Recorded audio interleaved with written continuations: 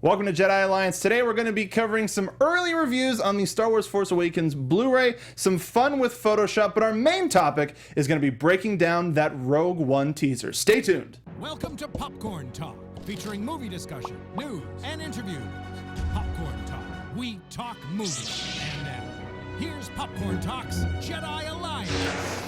Welcome everybody to Jedi Alliance, a celebration of the greatest saga ever told. And there's already so much saga to keep talking about. Today we were going to do a show just breaking down the Star Wars Blu-ray, and then they dropped some magic on us, John. The Rogue One trailer. By giving us that Rogue One teaser trailer. So real quick, I'm one of your hosts, the internet's Mark Donica. Always the person who I'm indebted with a life debt. That is John Rocha, right over there. I love that. I love that. Wait, am I looking? I never know where do I look.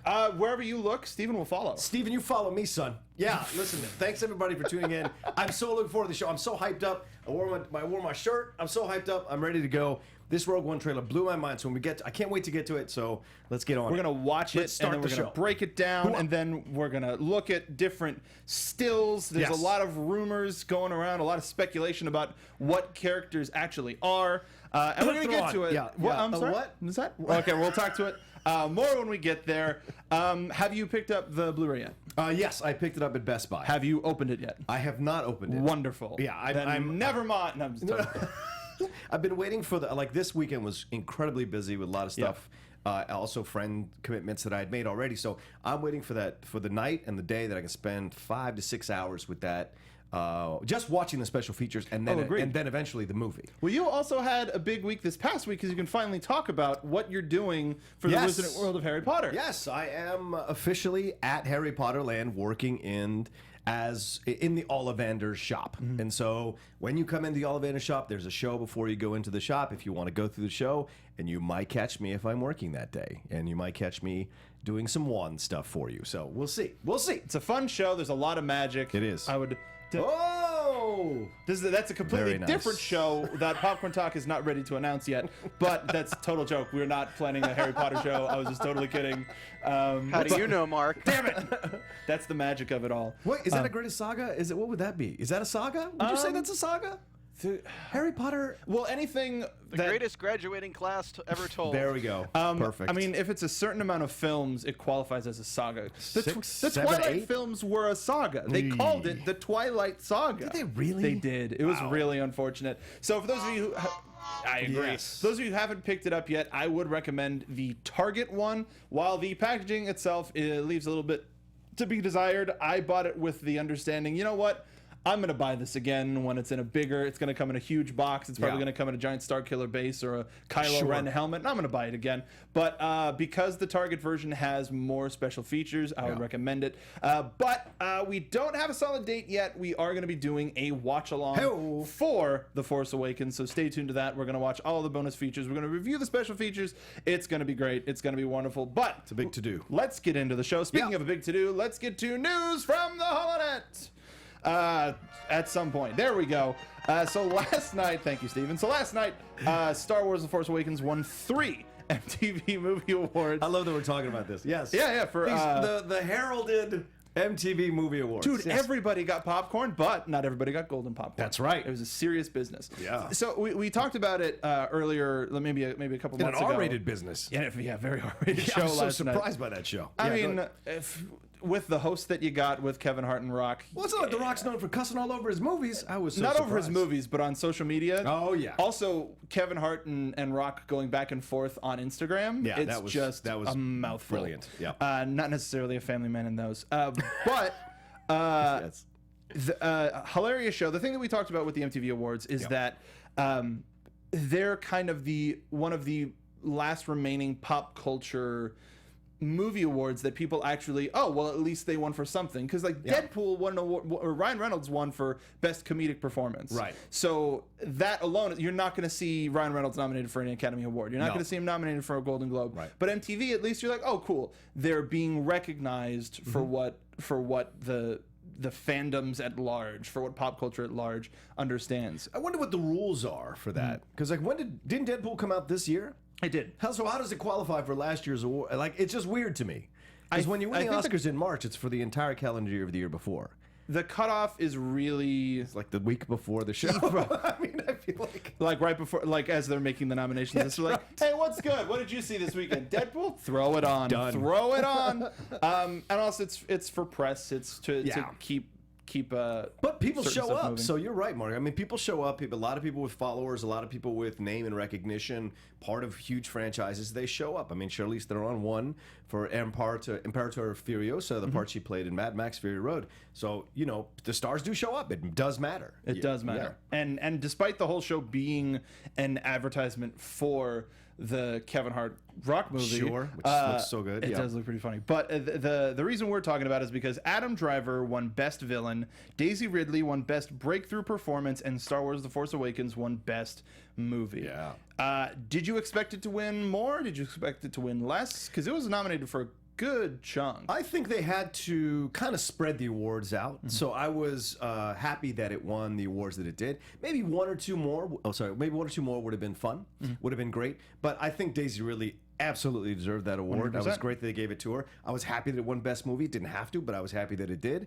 And Best Villain, okay, I'll accept it. I mean, I'll accept it. I think there were better villains in film last year, but I think, you know, you got to give some love to these award shows and if people are to these films, and if people are showing up, got to give them respect for showing up. So I will say, in terms of Kylo Ren, we've, as a pop culture figure, while the undercover boss stuff, you know, added a little bit of comedy to it, really did. And the emo Kylo Ren Twitter account, like, Kylo Ren has stayed in the public eye throughout, like all throughout the before the release of the movie, and now moving forward, it's still all about Kylo Ren. Yes, absolutely. And Rey, to be fair, but it's still, I would say he's had the most coverage when it comes to press. Absolutely. So good for him. Today, Joseph Scrimshaw and I went back and forth on Twitter, on Instagram rather, about a picture that he put up where you see Kylo Ren for Disneyland putting his lightsaber through the billboard, through a stormtrooper on the other side on another billboard, and it says, "Come see the magic." And I'm like, this is interesting. This is interesting because Kylo Ren killed you-know-who in the movie, so how are you pitching kids to come to Disneyland to see Star Wars stuff with a guy who committed patricide? So it's a little strange to me, but but that's the thing that works so well about the characters. You can remove it out of the circumstances of the movie, and people love him anyway. Same thing with Vader. I mean, Vader is known for killing so many people through the saga, and you know, but people still love him, and so he's still a beloved character. So it works. You're right, Mark. He's all over the place, and there's a reason for that. Yeah. Also, while we are going to be talking a lot about Rogue One today, let's get a little bit into the toy side of it.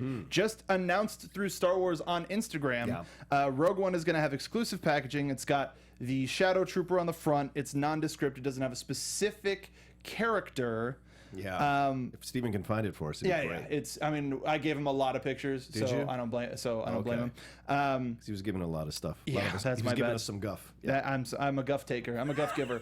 So the Force Awakens and all of the Star Wars merchandise was kind of rebranded with Kylo Ren on it because they wanted him to be the iconic villain bad guy. So now we have a little bit of nondescript.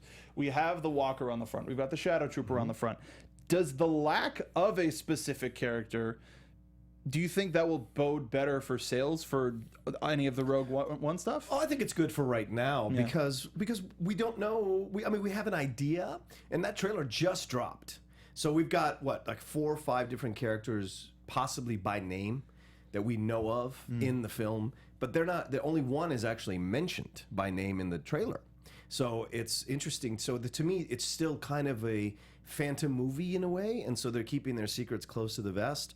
And I think this is the smart way to go about it because that trailer was so great. I think people are going to snap up this stuff, irrelevant if there's a character on the front or not. Yeah. And I think as we get closer and the trailer gets more descriptive, more definitive, we see what kind of movie it's going to be and who the characters are going to be doing some badass stuff. And then at that point, I think they can start putting characters on the packaging and it'll sell just as well. I mean, if it said Star Wars, that's all it really needs to say. Yeah, I can agree with you on that. Yeah. The Star Wars brand itself is just so huge, and it's still not as weird to see Disney in the bottom corner of that.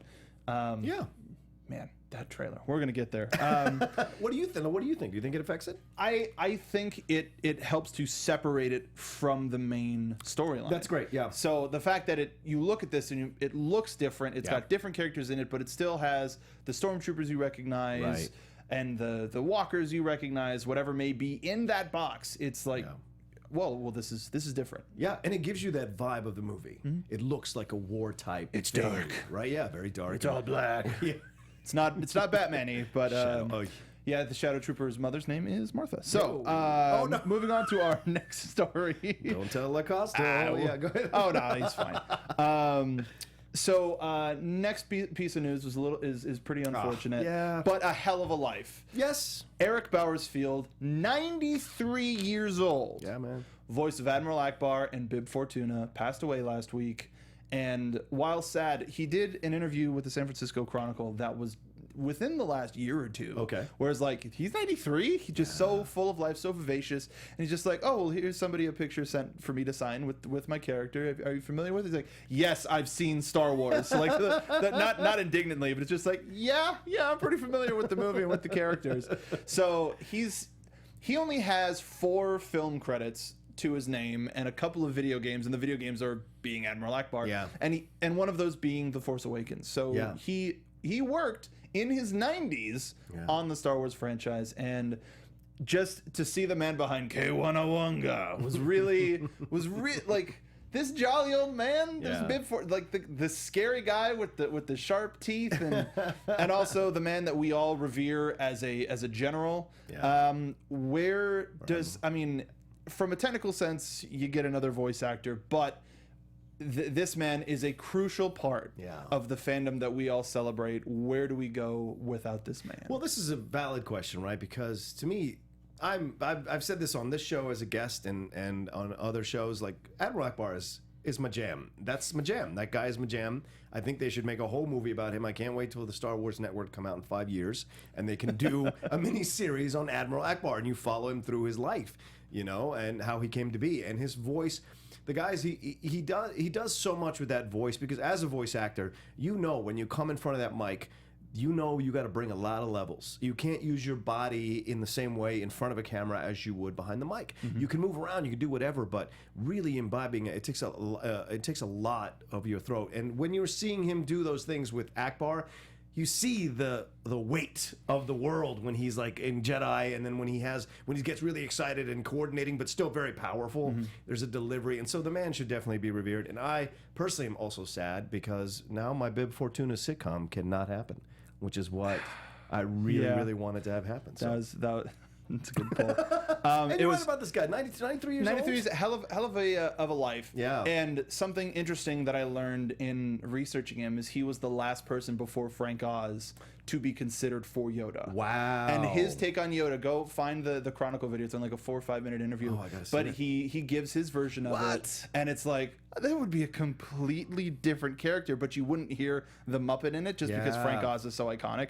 But it's still, it's a very interesting interview. He even talks about being shown a picture of Admiral Akbar and going, well, he talks like this. and just like, some guys just get it. That's what good voice actors do. So thank you, Eric Bowersfield, Yes. from the Star Wars community. You will be missed. And this next one, just to kind of bring us back up, over the weekend, a photo was making the rounds of Mark Hamill and Daisy Ridley, and we're gonna have Steven cue it up in just a second. But it's a training photo of the two of them, and my favorite bit about it. Look at is, those. I mean, it gives you an idea of where we're going. Yeah. Like that's episode 8. Yeah. That looks like episode 8 to Yep. me. Yep. So from there, the internet exploded, and we got a series of photoshops. We're just gonna look through several of them. It's pretty amazing. This first one has Luke accidentally cutting off his hand and it flying off into the distance. Excellent work.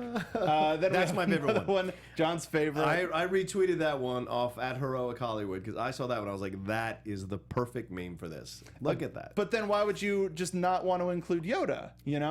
It seems like somewhere where he would want to be. So if you go to the next one, I mean, just put Yoda in there. Why would he not? Why would he not want to be included? Oh my Lord! I haven't seen that one. Come back from the Force and just, you know what? Both of y'all still need some training. That's what I'm all about. Force Ghost, I am. Yeah. And Interesting. then the next one puts him in the middle of Battle of Hoth. It just kept it. They kept there's a process here where they just keep stacking the photos on top of each other and adding more and more people into it. But I like that one. Gosh, I love the internet sometimes. There's also there's everybody right there it everybody. We got the Solo family on the left. Adam Driver carrying his mom, his dad, and his Uncle Chewie. And on the right we've got BB-8 with C-3PO, R2-D2, and the Millennium Falcon. And then in the middle, it's hard to see, but we do Vader have. all the way to the top there? Yeah, it's Vader on top, but we also have Natalie Portman. Hell of a job, internet. But let's get to the next one too. There's them actually training on location at Skilling Michael. And then sometimes you just got to get a little bit higher. You gotta hit the right. What floor do you want? I'm number 12. Thank you. Oh no! Beautiful piece of art. No. That is the internet. And then the final one for you Game of Thrones fans. That's great. Hodor. Love it. So yeah, it's just a fun look at Photoshop and how this picture. It's going to keep happening until the movie comes out. Brilliant. From there, we are going to go to our main subject, which is breaking down the Rogue One teaser trailer. So. Before we show any of the pictures, we're gonna roll the trailer. Whenever you're ready, Steven, and we're gonna try to talk over it, but it's such a great trailer. I don't think words are coming out of my mouth. I just kind of want to sit and watch it. Yeah. So whenever you're ready, Steven, let's take a look.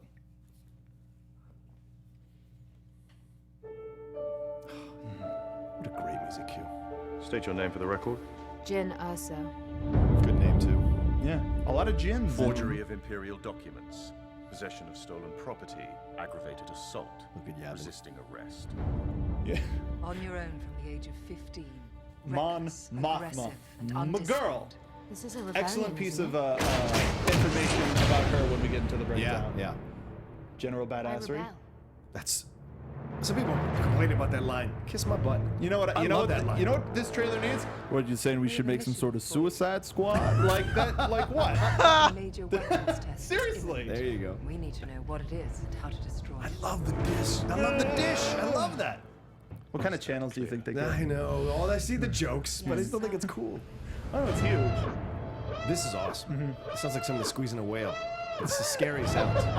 It's the scary sound. Oh, awesome. It's like you don't even know who that is, but you're like, that's a bad man. Yep.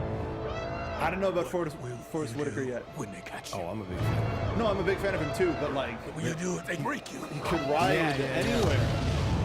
There's so much. I figure there's. If you continue to fight. What?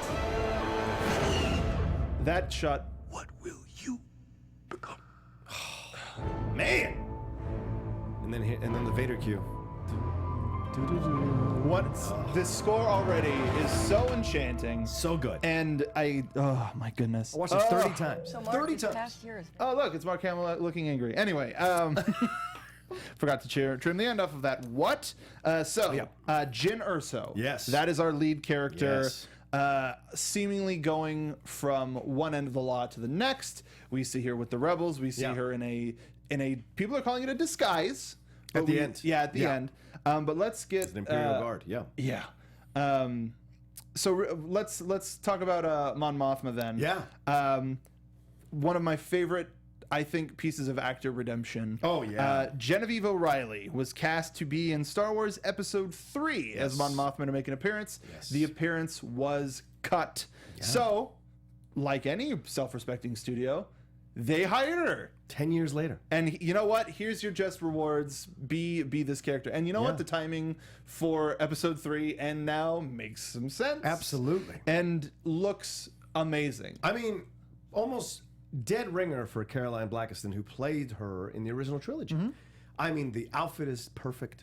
I love the radar green in the back. Do you remember from the original trilogy? Oh, totally. All of it, the circular tape, like all of it is just so evocative of that period, but it seems with more power to it. I can agree with that. More reverence to it, more of a seriousness to it than the original trilogy, the first Star Wars. And I'm so excited. It's bizarre because I see the green screens and looking to the DVD, we've got the poster of Leia. Oh, yeah. with the green on it, Right. which is quote unquote modern Star Wars. Right, So right, seeing right. that style on supposedly Yavin 4 with the original rebellion is really kind of jarring. Yeah.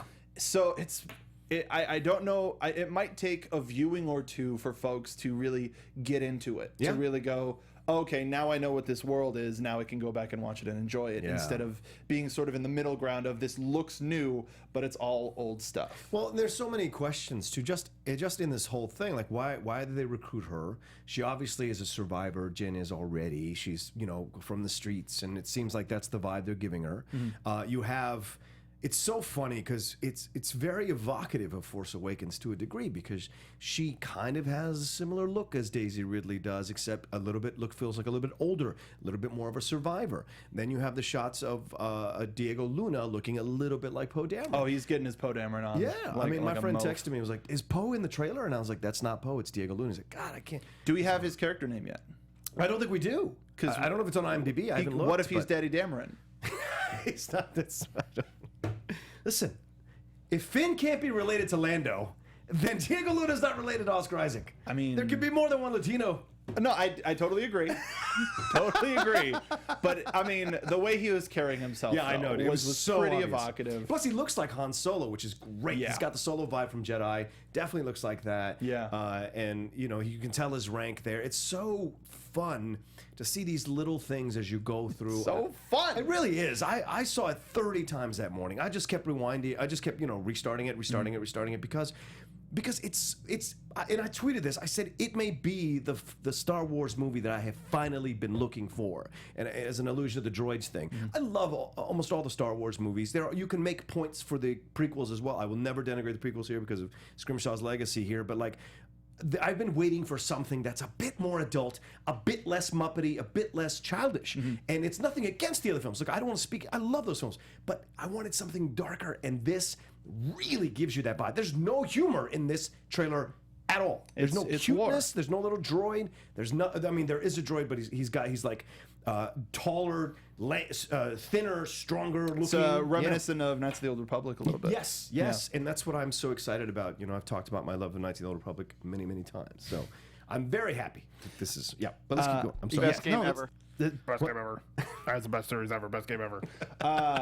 And so we also see the Death Star being built. Yeah. Which You don't like this? No. I feel the exhale in your voice. What does that mean? No, it's an awe. Oh yeah, It's definitely. like here we are 6 months almost out of first seeing Starkiller Base. People going, oh come on, like another, and now we're telling the tale of the one that we all loved. And everybody's like, like it's the internet that I'm sighing over. But just in general, knowing that they're imminent for a weapons test, is frightening. And to see the progress from the end of episode 3 to now it's pretty astounding. Can I ask you guys something? Yeah. How involved do you think the Death Star will be in the movie? Do you think this, because I see this clip and I'm like, this is a perfect way to show where you are in history without having to say anything. Right. And Star Wars has always been great at visual cues to where you are. So I wonder if this is just to show us it's going on, but I'm not sure it's going to be a vocal point. Well, if they're stealing the plans for the Death Star, which is what the plot is supposed to be, and then you've got to have an idea of the power of the Death Star, which is why it's important to steal the plans for it. Yeah. So to me, I think you're right, Stephen, in that it shows us where we're at in the time frame, because they don't know there's a rebel base in Yavin 4 at this point. They don't know. So you have to understand where each side of this war is at. And I think with showing the Death Star, they're getting more powerful with a planet destroying weapon. And so you've got to understand that that's happening. That's a time frame, and understand why it's important to get the plans for this so they can stop it from happening, in mass and really destroying the rebellion wherever they may be at. I agree. And also there are parts in the trailer that suggest that we are going to be on the Death Star. Yeah.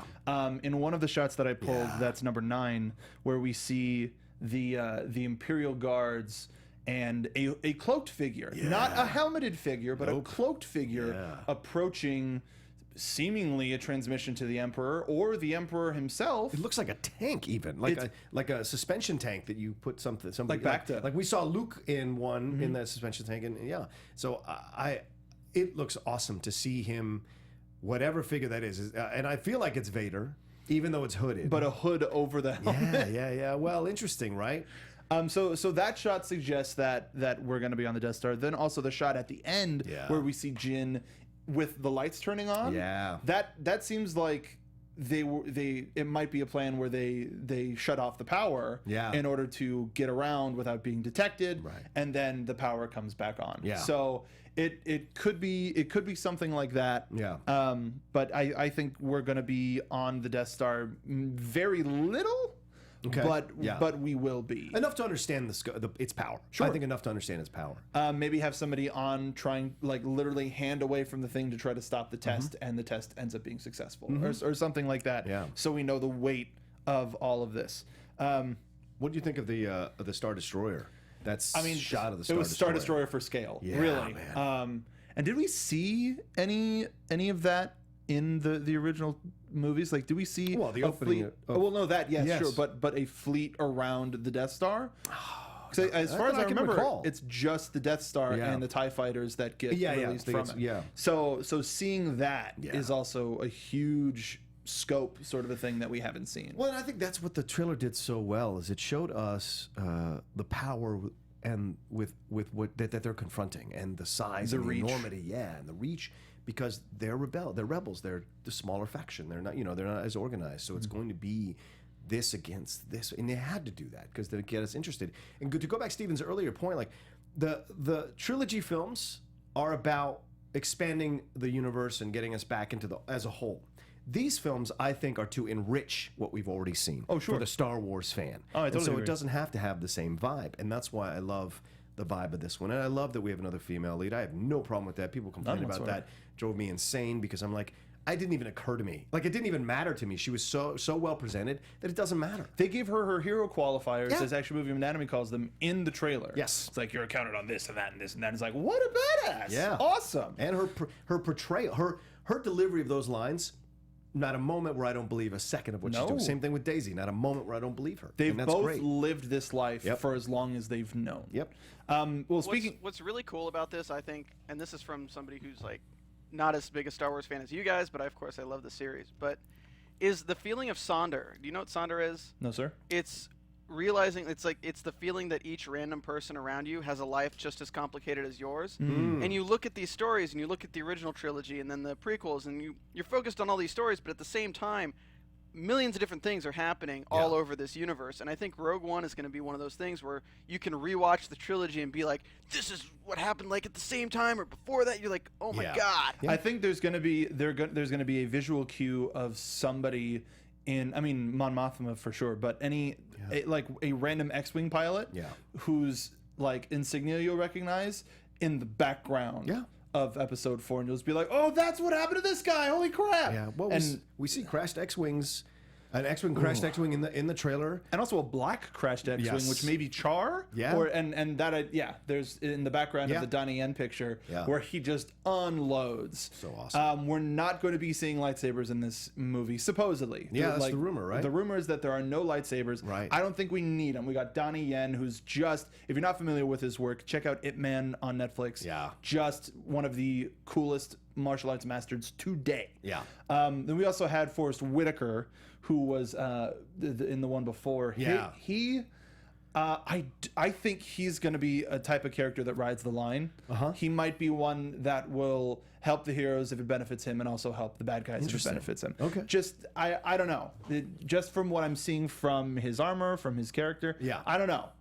But especially with how he rounds out the end with his dialogue, it makes it sound like he's had to make that choice before. Yeah, this is what I was going to say. Like, to me, I loved him in the trailer because to me he looks like a grizzled veteran who has experienced the horrors of the Empire, and so he is training whoever he knows or whoever is willing to be trained about what it's going to take, and that's why he has that question: when you get captured, are you still going to fight? Are you still going to do it? And I think he's probably been Jin's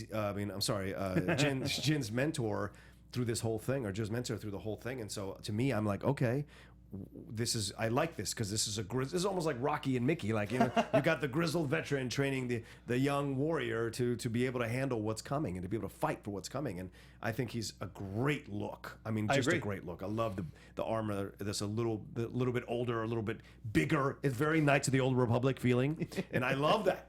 It's one of the things that the Star Wars universe has maybe a little bit over others is the appreciation of the villains and the good guys on sort of equal ground. Yes. Like you can understand where they come from. Vader has his redemption. The Emperor, it's his performance and just what he does. And you can like all of the characters for different reasons because they're so good at being bad. And just in general, because the only shot of a bad guy we have is Ben Mendelsohn, which is the 5th photo. He looks so domineering, a very reminiscent outfit. And his insignia reading, or his rank reading, Fleet Admiral. Right. So at this point, everybody is starving for this to be Thrawn. John, you already kind of alluded to it at the beginning of the show. There's a lot of rumors that he might be Thrawn, but the idea that his rank is different than the Thrawn we were introduced to is something that causes people pause. Isn't the Thrawn trilogy at the end of Return of the Jedi? Yes, so he has time to earn possibly. So there's certainly that's why people are like, well, is it him? Is it him? Is it not him? Did he have that rank all the way through? Did he not? And so there's a lot of questions about it. And so to me, I think he'd be a great Thrawn. I mean, already you have the vibe of it. It's almost Magneto-esque. His vibe. I mean, super Magneto. Really, with the cape and the look down and the hands folded, very Ian McClellan-like, but still has his own kind of style to it. And even from behind when he's walking in the water with the cape, going through the water, you have that vibe of him, this quiet power, this quiet menace, that you kind of need. And he looks so perfect doing it. It could be Thrawn. Wouldn't that be? People would go insane if it was Thrawn. And finally, this could also lead to the Rebel Season 3 rumor that we are going to have Grand Admiral Thrawn as a part of Season 3. Mind-blowing. If we find out in the movie that this is Thrawn, or we get this character in Rebels and the unveilings happen at the same time. We're just like, oh, when are they gonna find out that it's just but it's that unveiling is for us. Like it's not even for the characters. Because we haven't even had I've heard of a fleet admiral who's just who's a menace. So I no matter what, this guy means business and is going to do whatever he can to stop this rebellion. I love the slow pan. I love the fact that the Death Star is behind him in the lights there. It's so great and puts you such in the mood of the movie, man, that what you're going to be dealing with.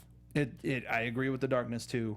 We also saw the return of the Shadow Troopers, and in that scene, we also saw the Walkers, Imperial Walkers, which a lot of people are having issue with as well, because isn't it canon that their first appearance is on the Battle of Hoth? Right, it's a good question. So that's what people are a little bit upset about. This could be a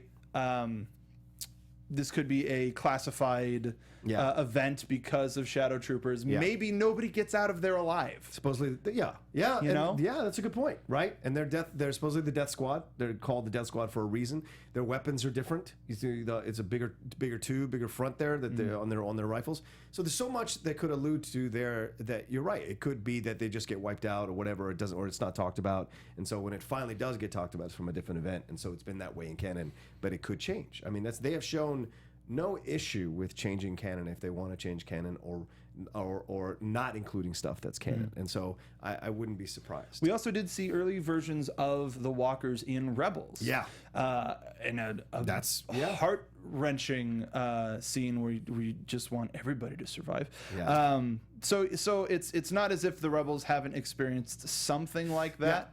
I think the modern version, the quote-unquote modern version of the Walkers is what hasn't been experienced and doesn't get experienced until Hoth. Do you say AT-ATs or do you say I say AT-ATs. Good. AT-ATs. Let's talk about it. But then AT-STs. So like right, that's because you can add. It's not like Scott adds it. I was happy to see. I was happy. Kudos to him for Big Hero 6, by the way. Oh, totally. I was happy to see AT-ATs resume their mantle as an overwhelming force, as a very scary weapon to confront. And so when they show them in the final stages of this trailer, on a dry land in a tropical environment, The exact opposite. you didn't like it. No, I'm just saying the exact opposite of what we're used to seeing them on. Yeah, to me, I was happy to see them come back because I was like, yes, show me the ferocity of this weapon because it's so huge, it's so big, it can destroy so much so quickly that I was happy to see it come back and kind of assume its mantle as a ferocious weapon instead of a joke that can be taken care of with ropes. Yeah. You know, and I like that feeling, that vibe, that it's just it's this impending doom that's coming towards you. Hopelessness. And I love that. Yeah, hopelessness, yeah. Yeah. This trailer kind of do you have enough time to run it again? Yeah, it's to be perfectly honest, Yeah. I as a fan, I think I would be fine with just I know it's just a teaser. Yeah. I would be just fine this? with just oh, yeah, this. You're already going to pay your money. But it's also April. So right. knowing Disney, knowing Star Wars, we're probably going to get 4 or 5 more trailers. Some international trailers. We're going to get another Chinese pop song to promote it. There's going to be a lot. There's going to be a lot. But what a way forward for this trailer, for this movie. Well, and they need to clarify where this trailer, what's happening. Because, like you said, a lot of people were upset on the internet thinking it was the Death Star again, and because they didn't understand when this film was happening. I had 3 people that I talked to who were like, why are they doing a Death Star again? How old is this? And I said, it happens before New Hope. This film happens before A New Hope. And like, what? And like, yeah, it's set before New Hope. So it's still surprising to me because we live out here and we do the show and we talk to people who are hardcore. Some you folks forget that only there are go some people who trailer don't. to trailer. Right. Some people. So you have to. So I know they're going to have 2 or 3 more, and they've got to set it. They've got to say a time before New Hope or a time before there was Skywalker, a time before there was this, so they can like. Well, I guess not because Anakin's around, but like they just have to do something where they kind of highlight where this is occurring. I want to throw you a question too, real quick. Sir. When you have a movie like this that is outside of the timeline of the main movies, in the main movies they have to be so careful about who they either kill or dilapidate or completely burn all the limbs off of. Do you think that there's a chance of Jyn Erso dying at the end of the movie? It's a good question. I think there's definitely a chance. I think she survives, and I think a lot of those guys will probably die. I think for this to be a tragedy, everybody has to go. You think everybody dies? Like, yeah. Like before Bothans? I mean, was the Bothans this, or was that second Death Star? I was just joking. No, but seriously, I'm just trying to remember if Bothans was second Death Star, wasn't it? Yeah. Okay, because I was like, not one Bothan in this trailer. I'm furious. I'm sure. I think it would be great for Disney to be like, no, we're letting creators do what they want to do, and we're letting franchises be what they want to be. Yeah. By having it end as a tragedy. Yeah. You know, Disney doesn't really do tragedies, so exactly. it'd be interesting. And that would make this even more of a departure. Right. If this is a war movie, there's got to be maybe the happy thing, the happy ending is the destruction of the Death Star in Episode 4. Right. So and then the happy ending is us knowing, well, at least they got the plans to them so that Luke can destroy the Death Star. It could also be that Jyn sees this battle and survives this experience and goes, yeah, this is my one-off. I did what I was supposed, because she's recruited. She's not a hardcore rebel. She hasn't been doing it since she was a child. Sorry, that kind of thing. Good one. Sorry about that, guys. But, you know, that kind of thing. So if just because she survives doesn't necessarily mean that, you know, she wants to stay in the rebellion. Sure. She could be just depart it. They're all supposedly mercenaries. I think the smartest thing would be to kill her at the end, unfortunately. Wow. Because I just think it puts so much emotion. Like, you're going to get to know this character, you're going to get to like this character, and then you're going to go back and watch the trilogy and be like, these are the plans with R2-D2, but for the love of God, like, somebody died to get these out of there. Yeah. Somebody we know, somebody we care about. But then wouldn't that have been mentioned? In New Hope, at some point, wouldn't that have been mentioned, like that who died and if this was that kind of jazz? If this was a secret covert mission, thing, covert mission, then it's just like, we just got the plans. All right, these are the plans that we got. Like, let's not talk about it. And also, Mon Mothma isn't like, we're not gonna. Fans will carry that over, and I think this will establish her as a character to people who aren't familiar with her. Other than, wasn't that the lady who said something about Bothans? Isn't that the lady that Maya Rudolph did that weird voiceover for? Yeah. Okay. Or maybe they all take a vacation on Alderaan. Who knows? Sure. Why not? There you go. You took a second to catch up with me. So, yeah, why not? You're a terrible person. I'm pretty bad. Wait, go ahead. Thank you. All right. So we could talk about this, and we'll continue to talk about this. I think mean- let's just add a segment where 5 minutes we go, oh, I watched the trailer again. Maybe. But for now, let us know what you think about the Rogue One teaser down below in the comments or on iTunes. Leave us a comment, leave us a rating. Yeah. It helps us out a lot. But from here, let's go into Mind Probe. That's where you go to our Facebook page. Oh, we don't have a sound effect for What? that. That's where you go to. Stephen, give me some beep bop beeps. please. Welcome to the world of the Mind Pro. Sure, let's go with Alright, that. that's good. The Mind Probe segment is where you go to our Facebook page, Jedi Alliance. You leave us a like every week or every couple of weeks. We leave our Mind Probe image, and we'll call him Proby. Why not? We leave a picture of Proby, and you leave us a question that we talk about and answer on the show. This show's fallen down just terrible. I'm having a blast though. Good. Let's go. Hi, Ken. So our first question. Our first question comes from Nolan Siren. In a franchise that seems to relish in dismemberment, I still don't understand why Vader's right arm didn't get sliced off when Luke nailed him in Cloud City on Bespin. Only moments before Luke loses his right arm. What gives? Bespin. Oh. So, John, what's the story with you and Bespin for those who may not be familiar? Nolan, if you ever come to LA, I'm going to give you a spanking. I'm telling you right now. Everybody making fun of this thing. I was on the Schmodown facing Access Hollywood's Scott Mantz. For those you don't know, there's a show called the Schmoes Know, and they have a Schmodown. Kristian Harloff has started a trivia league. It's a movie trivia league. He wants to turn it into kind of a WWE style thing where there are titles and what have you. Yeah, you were Sting. So yeah, basically, yes.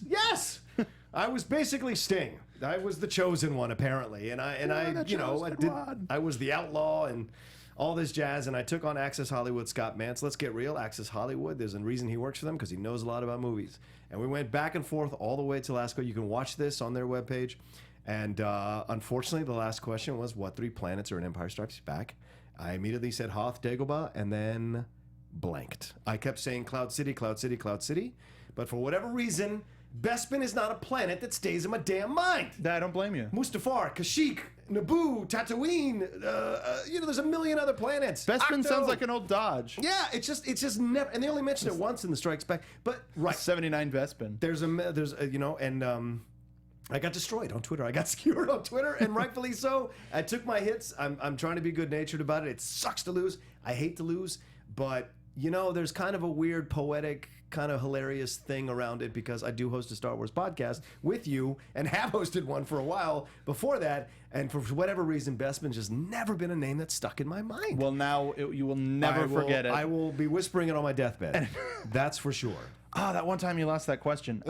So the question is, how come Vader's right arm doesn't get cut off, but Luke loses his hand?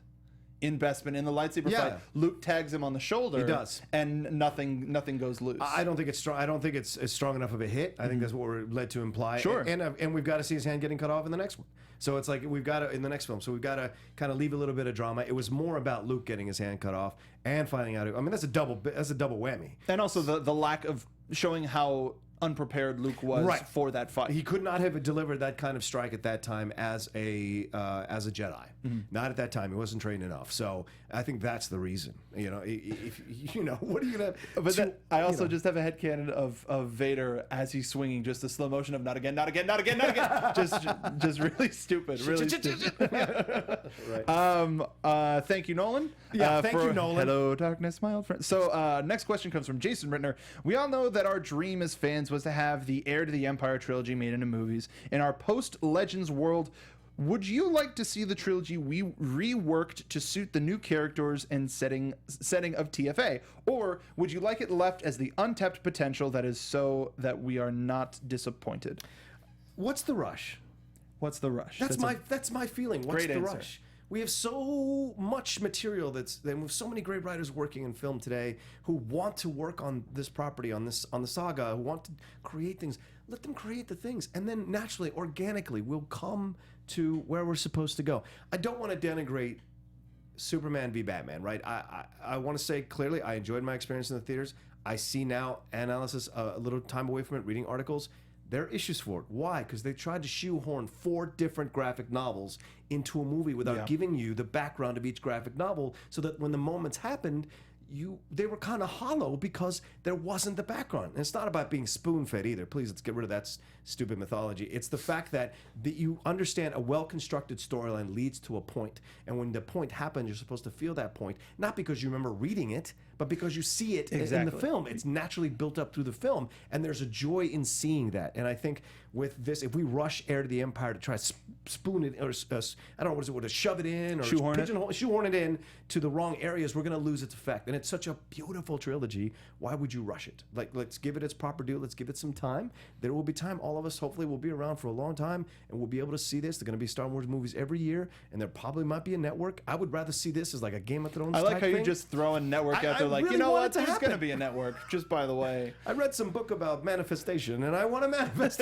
I want to manifest a network. who about needs Star Netflix Wars. when you have your own network? But I agree. I was going to say it's kind of my easy way out answer, but Netflix. That's the easiest way to do a long form story. We're seeing it. Marvel is proving it successful with Daredevil, Jessica Jones, Luke Cage.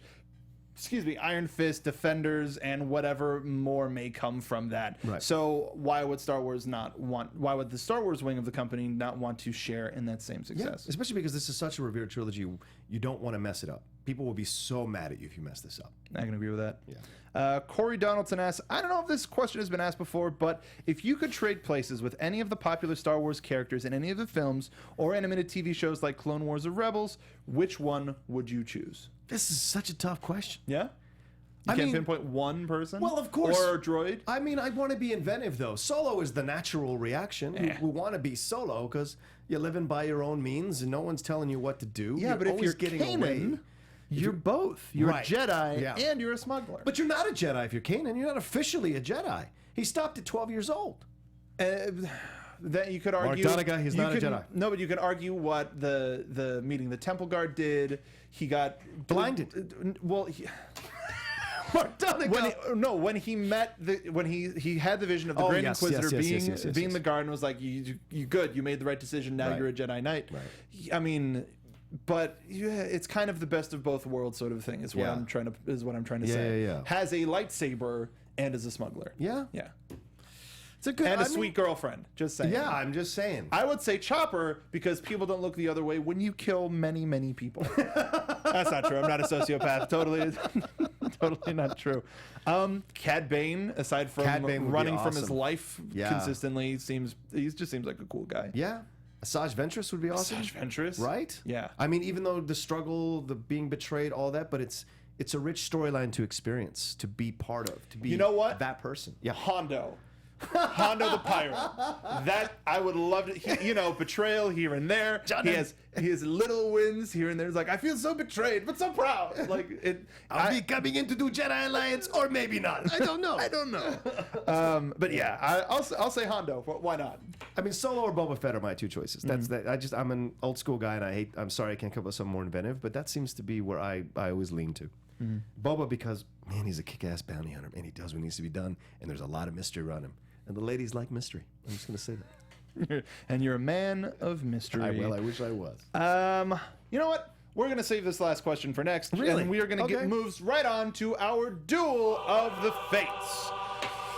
Feel the power of the generators of a planet that is so desperate for supplies. Last week's question. Would you like to see a Chewbacca prequel movie or a Yoda prequel movie? And it was a little bit overwhelming. We had 13% of the population saying Chewbacca and 87% saying Yoda. Ryan McKenna says, this is an easy one. Definitely Yoda. Yeah. There is a lot of story to tell, so that is so shrouded in mystery. I'd have them go back till he was about 100 or something and tell an interesting story in a different period of history with maybe a different type of Yoda character. I agree with that. I like that. As we talked about on the show last week, a type of Yoda where we see him make the decision, this is who I have to be in order to achieve all of the stuff that I want to. David Fable writes, a Chewbacca origin story. I can see Chewie's life story, a parallel with Luke's, both living the normal life with their home planet, which their home planet offers, but wanting more. And I can agree with that. But my favorite answer, quick, short, to the point, Michael Schick answers, sure, let's do Yoda. but it has to be made by Lego, and I'm super down. Yeah. Lego, they are so good with their translations of the media. Oh yeah. Their new Force Awakens stuff. If you haven't seen those, they were shown on Disney XD in February. They're coming out next month, I think, There's for some the more. UK. Yeah. On Force Day. So like, go if you haven't seen those, watch those. They're so good. Lego does such a great job with revering and also making a little bit of fun at the Poe Dameron to the Rescue was the first one that they put out. Good. Super fun. Yeah. This week's question: do you want to be able to understand droids, or should other characters be our only translators? Now, there's a feature on the Blu-ray, which is partly where this question came from, building BB-8, and the sound designer talked about building the scene and revealed, quote unquote, some of the dialogue that BB-8 had said, talking to Rey in that first scene where he was kind of being captured by the dude in the Lego Beast. So that's. Do we miss out on like a hidden lore? Like we always kind of imagine R2-D2 secretly cussing at all of the people, just constantly for the F this, S that. And BB-8's just perfectly innocent, but has just like do we want him to hear him say, "Yeah, I have two dads" when Poe and Finn hug at the end of Force Awakens? No, I don't think we do. No. Tumblr's a weird place. So, So, John, what do you think? Do you want to be able to understand them, or do you want 3PO and Rey and people who understand droids to be our only window into this language? It's a nice Tumblr reference. All I'm thinking is Batman. Where you been spending your nights? So my answer to you is, I like the fact that the characters interpret what they're saying. I think because it's you give a nice air of mystery to the droids. So you give them personality, and then you have them interpreted by the people who are listening to them in a certain way, and the way they present it kind of enriches their character too, and how they respond to what they're hearing from them. I think Daisy really gets over as a character after she has her interactions with BB-8, and like that's such a cute moment where she says what she says to him on the sand dune after she says like, the town is that way, and he's like, he's not gonna go. He's like, oh, no, you can't follow me. Like the whole reaction is such a great moment for her, and it gives her character life. And I think that happens with a lot of characters throughout both trilogies and throughout the Star Wars, and even in Rebels. You see their reactions to what they're saying, and what the droids are saying, and their interpretation of what the droids are saying kind of enriches their character, because you see them react to what they're doing, and you let the droids have their own kind of mystery and fun. And we like dogs, we can't hear what dogs are saying, we don't understand what cats are saying, but owners know they get to interpret what they think their dog is saying, what their cat is saying, and they love their dog and cat because of that. And they're able to give it personality from their own place. There's a little bit of themselves in it. Exactly. I can see that. I like that too. I think it would be interesting to hear Bill Hader speak in the tones of BB-8, but we can leave that to any sort of fan dubbing that happens. What is it? The bad lip readings, stuff like that. So yeah, let us know what you think. We're going to post this tomorrow on the Jedi Alliance Facebook page. But until then, closing thoughts on the Rogue One trailer that we'll probably be talking about for weeks to come. You couldn't have come out with a better trailer to get us excited, those of us who are Star Wars fans, get us excited for what's coming in December, and to separate itself from The Force Awakens. I thought that was what was so brilliant about this trailer. It is a different story. It is a completely different vibe, and it has nothing to do with Force Awakens. It's its own thing, and I think that's what you needed to do, and see if the property can expand. Now that you've solidified yourself back into the pop culture mainstream, can you expand the property? And I think this is what this trailer does so well, and in no way denigrates Force Awakens. Force Awakens is its own thing. Rogue One is its own thing, and there's enough of the mythology to imbue both of them with an incredible amount of desire to watch it. And so that's what I think with Rogue One. I really was like so excited, and it's darkness done the right way. And that's all I can tell you. That's how much I'm excited for it. I can agree with you there. For the people who may not have super been into Force Awakens, just kind of liked it to think, oh, there's more Star Wars, but it's a completely different side of the Star Wars universe. I totally agree with you there, John. So until next week, and aside from the Wizarding World of Harry Potter in Los Angeles, California, where can the folks find you? You can always follow me at The Rocha Says on Twitter and Instagram. See all the shows I'm hosting, all the shows I'm a guest on. I always post about that kind of stuff. And I love interacting with you all. So follow me. I try to interact with everybody who sends me something. I've got time at some time. So whenever I can sit down and spend an hour with you guys going back and forth on Twitter, I will do that. You can also follow me on Periscope.